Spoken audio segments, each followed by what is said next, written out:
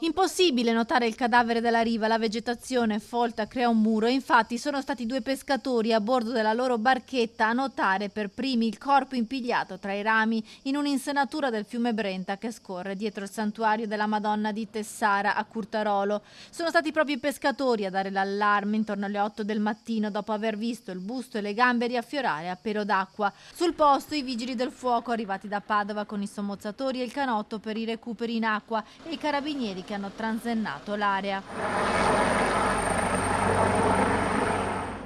Anche un elicottero si è alzato in volo per aiutare nelle indicazioni per raggiungere il punto in cui il cadavere era bloccato. Sono servite 2 ore per portarlo a riva.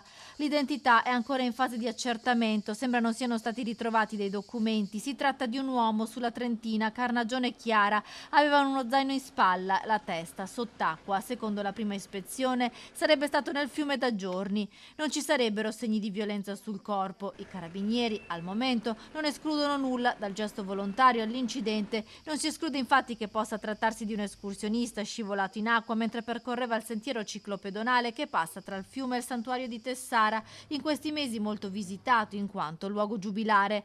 Quasi sicuramente verrà disposta l'autopsia per accertare le cause e datare il decesso. Sul luogo del ritrovamento sono arrivati anche il sindaco di Curtarolo, Martina Rocchio, e il consigliere regionale Luciano Sandonà che abita poco lontano.